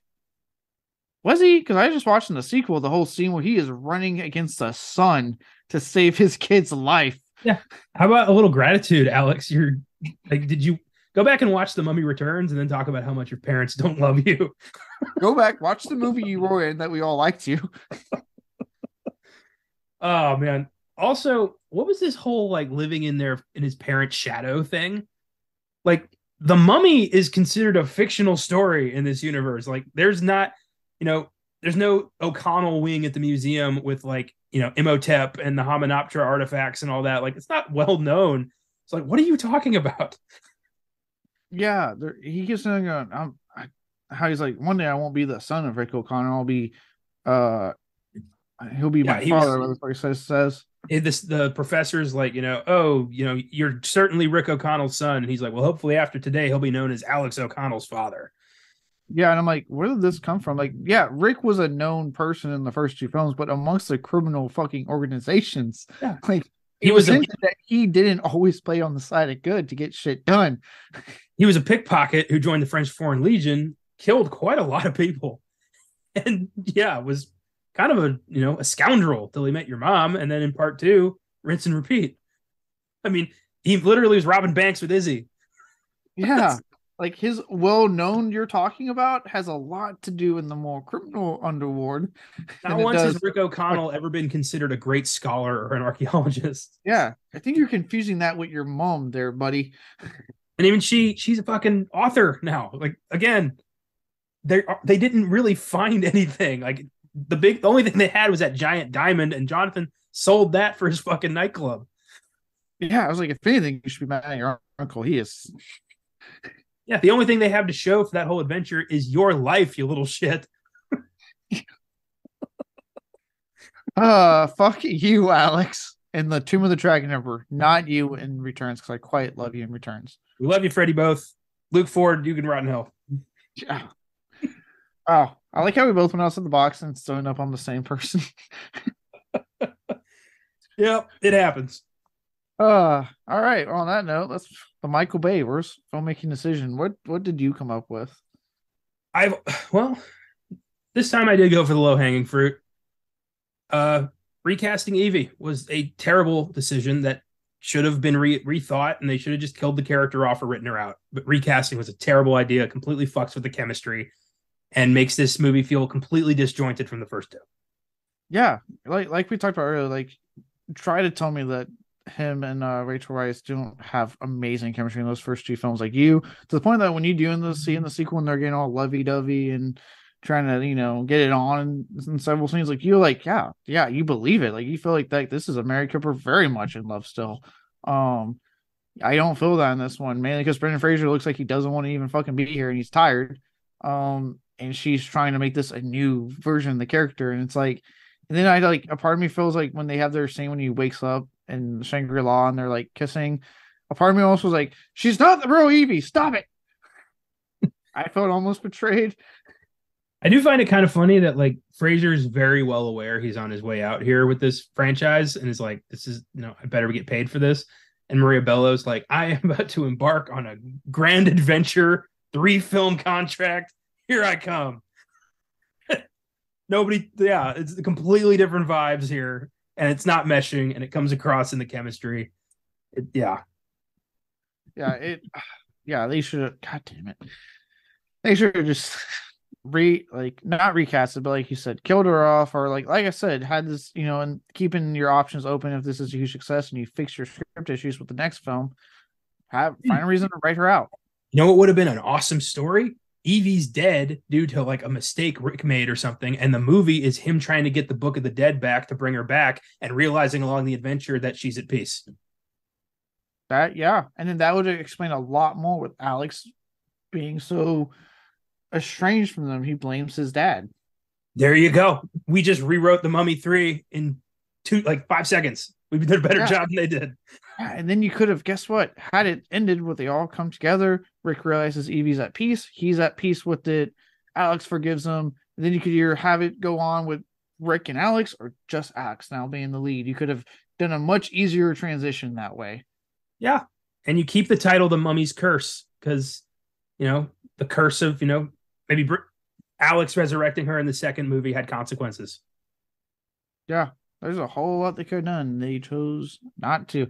AK, maybe next time, knowing that this third film was going to make money anyway, take a little bit more time on the script. Yeah. I hate, I don't like to, I think I'm a good writer, but I don't like to ever think I'm better than anybody. But when you get situations like this where I get to think I could have written that better, I see that as a failure. I don't like that. I shouldn't be able to say that. No, and the fact that we're coming up with, you cannot tell me some of this stuff wasn't thought of, and they probably just went, no. I have never in my work in anything serious or funny written the phrase, here we go again. Fucking hacks. That line is bad, and God, did he ham that one up when he delivered it. Oh. You see all his teeth. Especially for like he has lines like that in the sequel, but again, Summers knew how to make those lines, write those in a way that actually was engaging, and he knew how to deliver those because he does make a comment about Imhotep being back, but it works a lot better in returns. Yeah. What does he say? A couple of years ago, this would have seemed really strange to me. That's good. Yeah, it's still getting that point of the whole "here we go again" line across, but in a way that's true to the character, way more engaging, and it's funny. There you go. Yeah. I miss Steven Summers. He had a certain tone to his movies that I just really liked. Yeah, I hate how like I because Van Helsing flopped and GI Joe didn't do too hot. They're like, okay, we're done with you. It's like they just don't hand him big budget franchise stuff anymore. Give me something smaller. Yeah. I'd like to see him get, another chance too. Yeah, maybe who knows? Maybe when Fraser said he'd be willing to do a fourth Mummy, he's like only if in the head he's thinking, I'm going to get Summers back though. My crew needs a leader. Steve, it's Brendan. Been too long. God, It's time to get that Rick back on the big screen, and don't you think? we can dream. Maybe. All right, my Michael Bay, my worst film decision. Something I noticed watching this big time is why it's made it. Now go with me on this, and I want you to think as I'm saying this, and it's going to fucking click. I know you're going to have a light bulb moment. This film rehashes so many fucking plot elements of the first two films. Okay. Think about it. The whole opening with why he wants to be a fucking mummy, or how he becomes a mummy. Another love interest that gets betrayed and they have to mummify him, and blah blah blah. Alex and the chick he's into, they literally have a scene where he's like, I'm like this and you're the scholarly type and I like to go and shoot things, and I'm like, holy shit, it's Rick and Evie. All right. Given the climax, technically it's just rehashing the fucking epic fucking fight from the first film of, okay, this undead army, and then granted, now that if they go on humans would have been a full-on thing, but it's another update. This film in so many aspects just says, okay, let's pick and choose from the first two things that people liked and kind of spread it out throughout this one, that this one does not, because of it, doesn't have an identity. Like, it makes this one feel so out of place compared to the first two. Love interest here, big epic battle here, make it Chinese. Part 3. Even the fact that they resurrect this mummy in a fucking museum. What'd they do with Imhotep in the sequel? Resurrect his ass in a fucking museum. Shit, man. Yeah. There's a secret group looking to get this mummy revived. Guess what is happening in 2? A secret group looking to get Imhotep back alive.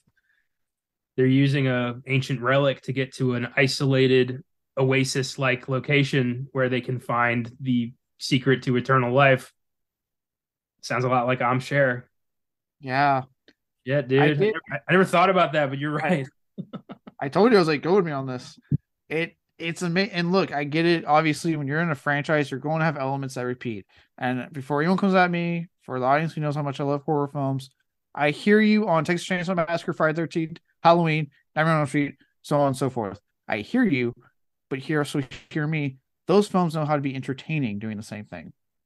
This one does not. I think your rebuttal is basically just, now, fuck you.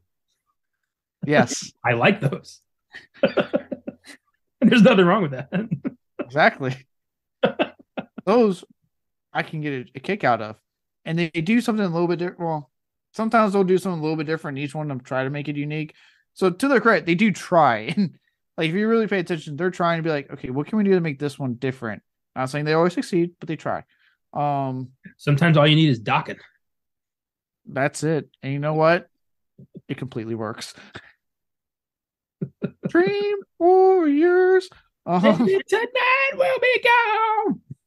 Good shit. But yeah, no, in this one, it's like what's crazy, and when I remember I came up with that, and I'm doing the research, I'm like, this explains it, because yes, technically they had elements they were going to bring back, but more as like a through line, which makes sense for your fucking trilogy. But it feels like what happens that because this thing got apparently reran to shit and boiled down to what it became, now we just have rehashes of stuff from prior films that just fell out of place, and like they couldn't think of anything better, so they went, well, it worked in the first two, so just put it in this one. Yeah. This was, for money, and that's it, really. That's the only reason this movie exists. There's no, Summers didn't want to come back. Half the cast couldn't be bothered. Brendan got sucked into it. It's entirely a cash grab that didn't work. You can always tell when a movie is made just for financial reasons because there's no heart. You can always feel it.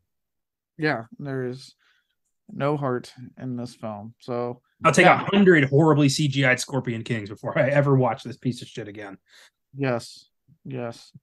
Um, yeah. So, and for those who haven't seen it well, I implore you, give yourself some time, watch this trilogy again, and then tell me you don't know some of the rehashed plot elements of the first two in this film. Yeah. Challenge you. As Rick O'Connell once said, here we go again. Again.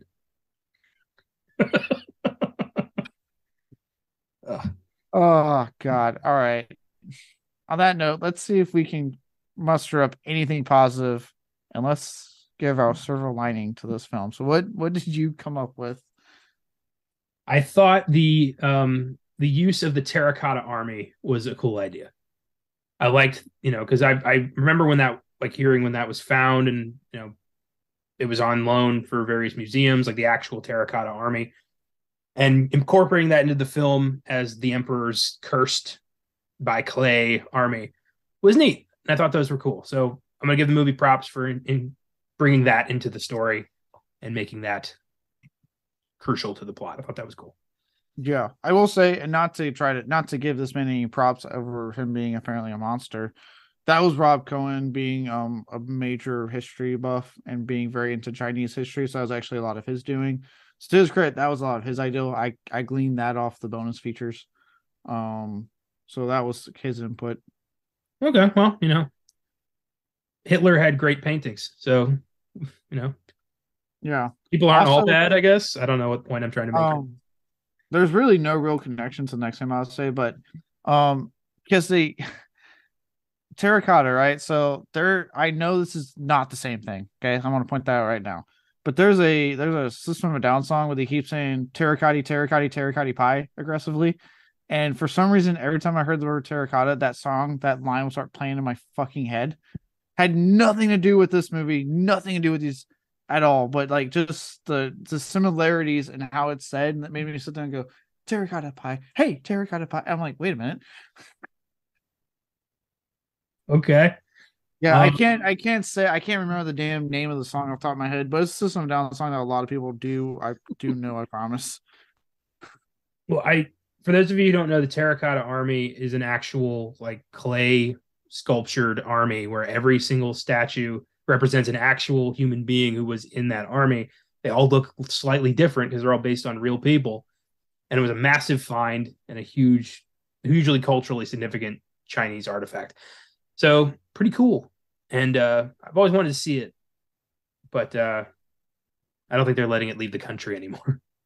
No, I don't blame them. It would be pretty cool. And then for those who are wondering about my dumbass connection with my dumbass brain, Vicinity of Obscenity is the System of a Down song off the album Hypnotize. Cool. So there you go. That's neat. That's neat. Yeah. So okay, I'll give you credit. This one, you might get a kick out of this. Because I had to really think, because I don't like anything about this movie whatsoever. And I honed it on the fact that this is the first time that I put this thing on, and only because of the podcast did I stay awake the entire time. This movie puts me to sleep all the time because I hate it so much. So my silver lining is that I at least know that I have a go-to film that will consistently put me to sleep. That is wow. Okay, that's quite the reach. Shit. Well, I mean, that's no more of a reach. And I think my silver lining for Freddy Got Fingered was that like it got rid of Tom Green. So sometimes you do have to reach for a silver lining. You do. All right, that's why I like the silver lining, because sometimes it's like, what did I actually like? What's the one thing? And then it's like, I got to think outside the box, and that's what I did here. Because I was literally sitting going like, Brendan, no, he's really not that good in this one. I was like, Jet Li's underutilized like every other fucking film I've seen him put in America. I'm like, the action scenes suck. And then that's when I went, wait, I think this is the first time I've actually stayed awake. And that's when I heard it down. I remember I made my family watch this one day when I picked up the set. They're like, oh, we haven't seen the third one. I was like, oh, let's watch it. They stayed awake. I fell asleep. It's weird. It doesn't feel like Scorpion King feels like more of a third Mummy movie than this does. Yeah, it really does. Best part is like I always fall asleep around the same part too, and it's usually not too long after they have the whole Yeti fight scene. That's about when I go, oh, I'm done, and my eyes will close, and I sleep. I get it. Yeah, it's hard to justify this one. Oh, cool. So yep, that's it right there. On that note, that closes the books on the awards for this. Unless you got anything more, we are ready to open up the tomb and find out what's in the box. What's in the fucking box? Give me the gun. Well, to nobody's surprise, in that box is a bloated corpse that once resembled a motion picture. The Mummy Tomb of the Dragon Emperor is rocking a 2.2 out of 5 on Letterboxd, so down towards the bottom of the scale. It's going to be hard to top Star Wars Holiday Special, but I have confidence we are going to do that next year. Oh, we will. I'm determined. I trust you. I have 4 reviews. This one's from Ryan Preston. Who needs Rachel Weisz? Who needs decent special effects? Who needs an engaging plot? Hell, who even needs a fucking mummy? This did, desperately. Half a star. Yeah, technically speaking, there's no mummies in this. They're just zombies. Really What's funny is that like I even had to ask Josh, I was like, Chinese mummified people, right? Like, right? They did that, right? And he's like, I think so. And he had to look it up. Yeah, I know the Egyptians did. I think that some South American cultures did, but I don't think the Chinese did. Yeah, I was like, what? I was like, you would think Rob Cohen, being such a student of Chinese history, would have known that. And if they did, maybe just give us a fucking Chinese mummy then, instead of a statue that can move. Oh boy. This next one's from Ray Villela and sums up pretty much my thoughts on most of the films we cover on this show. Nobody involved gave a fuck, so why should I? 1.5 stars.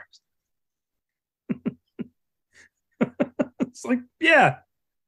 Why should I care? Clearly you didn't. Yeah, that's a good point. Why should I care if you clearly just said, nope, I'm done? Give me the check and walk away.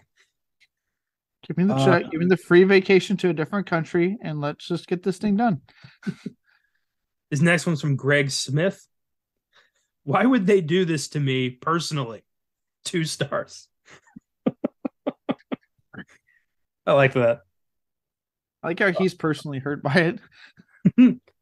This last one is like they put a lot of thought into this. This guy hates this movie more than anybody. This is from Call's Apartment. One day in the future, 3 white guys are going to launch a comedy podcast called Yetis Play Football, in which they'll watch this film once a week for a year and discuss various topics of importance. Here is a partial episode list. What did Jet Li buy with his paycheck? Maria Bello as Rachel Weisz. Who buried General Ming under the Great Wall? The Yaks yacked. What can't this mummy do? The Yetis and the football they play. Late in the series, one of the white guys named Chris will say that the mummies in this movie just feel perfunctory. 3 days later in Dayton, Ohio, the improv troupe Perfunctory Mummies will form. 0.5 star. Damn. Oh God, he came with a whole thing. I like that. What can't this mummy do? He is right. I remember when I was watching this, I was like, he can do that now, and Josh like the 5 elements, I think, and I'm like, is that what that's supposed to be? He has control of the 5 elements. I don't recall him ever screwing around with wood and metal. Yeah, I mean, look, if we're being completely honest, in all these mummy films, they never really give you like the best idea of what these mummies can and can't do. But again, the first 2 are fun enough, and they don't go overboard with what Imhotep is doing that you can forgive it. You're like, okay, he puts his face on some element of thing he's controlling and makes it move. Okay, cool. And that's really, I think, about it. Like, he does the water in the sequel, he does the sand in the first film, and then besides that, he has his army of people do shit for him. Did I bring up the theory about Imhotep and Evie about why he thought she was an ox in the moon? Did I bring that up in Oscar Sunday? I don't recall. All right. If I didn't, I'll bring it up here. I mean, odds are people aren't listening to both shows. That'd be crazy. So I read this theory that the reason why Imhotep thinks Evie is an ox in the moon is because he's squinting at her because he can't quite see her because he's working with terrible eyes he just took from burns. He sees the vague outline of a woman and he immediately is like, is that you? And he just rolls with it. I mean, not the worst person to pick, but I'm just... Yeah, but that suddenly made sense because he's like, looking at her like, he even questions like, an ox in the moon? Like, he's not sure because he can't fucking see her. An ox in the moon. Yeah, I just thought that was hilarious. I don't know if I talked about that on any of these shows, but I read that. It was like, I got to put that in one of these. So I'm glad if I did forget to do it, I got it in right under the wire. That's what I'm talking about. Maybe, but yeah. These films don't really explain his powers like at all. But the difference is, I think if I recall correctly from the first 2 mummies, you only literally see him in the first one control the sand and put his face on it, and then in the sequel it's the water. And then besides that, it's like his undead army or people that are like mindlessly following that are doing all the dirty work. In this one, this guy just keeps doing more and more and more and more fucking powers, and you're like, when does he not have a power? He's like that kid, like when you're playing on the playground and the kid's like, and also I'm invincible, and also I can make fire, and everyone's like, stop it, like you're too powerful, and he's like, I'll do what I want, I have all the powers. Like that's what I have the power. Imhotep, like, there's a whole 10 plagues of Egypt that come with him, but we only see like 4. Like, there's no, the death of the firstborn child never comes into play. Yeah. But again, the film at least does touch on that. You know what I mean? The film, they make that like, oh, if you're released on the plagues, like the film at least makes a point to mention that. So you're like, oh, okay. Crazy how just like, slitting the throat and leaving the body outside would accomplish the same effect, but with no ramifications on future generations. But I'm not a magi. Right. So yeah. All right. Well, that's all in the box. We can close this tomb and not have the fucking plague happen to us. Hopefully. Yeah, this was fun. Mummy Week was fun. Woo, Mummy Week. Well, on that note, as you guys probably get, that means we're going to be getting off of Mummy Week into more festive stuff. But before we do all that good fun stuff, let's go ahead and do our social media stuff. So you can follow us on Facebook, Twitter, Instagram, and FILMGAZM Productions. If you want to shoot us a recommendation, feel free to email us at filmgazm@gmail.com. If you'd like to donate and support us in that way, you can find us on Anchor. Finally, feel free to get on our site, filmgazm.com, for reviews, shows, articles, and all of our episodes. So, like we said, we are ending Mummy Week and getting back to the festivities of December and at least what's left of the year 2022. So, next week, we'll be getting, like I said, festive again and taking a look at the abysmal second air quote attempt to once again air quote remake this horror classic 2019's Black Christmas. Oh boy, long time coming. I think we've been talking about this movie more than any other film without giving it a full shake on this show. This was bound to happen. I wanted to get this out of the way. If you're wondering my feelings, I do have a review of this on the website. It's not kind at all. Yeah, that was a pleasure to upload. I don't think you've gone that low on a film ever. I despise this film and everything about it. I'm happy I was able to stumble onto a voodoo code, so I don't have to pay for this when we do it. Oh, thank God! Luckily, I'm far enough removed that I will be able to go over certain elements. Obviously, because this will be, for those who haven't seen it, just get ready. There will be some political talk just because of the nature of the film. But I'll be able to go in without being so heated like I was when I first watched it. But I don't like this film one bit. Black Christmas 2019. Here we go. Yep. Here we go again. Again. On FILMGAZM, we'll be looking at a more recent holiday favorite in the horror community, the naughty cut of Krampus. Yeah, it's gonna be fun. I'm excited. Apparently, the director's cut isn't quite as different as I was expecting. Apparently, just like there's a couple extended things, a little bloodier. But I'll take it. Yeah, I mean, I'd take it enough alone for the Easter egg to Trick or Treat that's not in the theatrical cut that they did put in the naughty cut that I quite enjoyed. There you go. It's an excuse to talk about Krampus again with a different take, different team. So I'm psyched. Yeah, and so you have to do Black Christmas. It's nice to also do Krampus.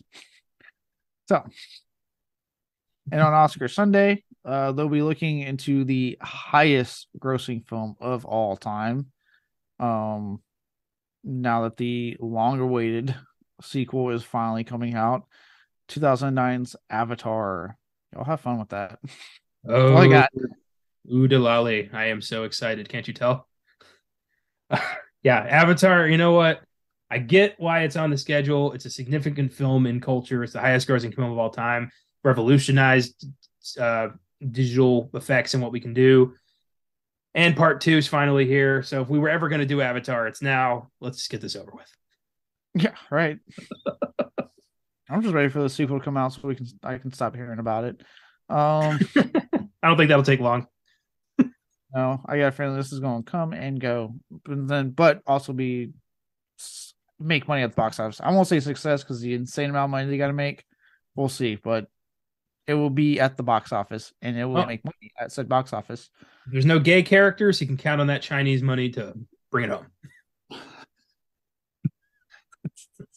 damn it. I don't make the rules. Until then, doesn't matter if it's Egypt, China, or anywhere in this world, don't go looking for mummies. And definitely don't be accidentally resurrecting them. See you all next week on Beyond the Bad.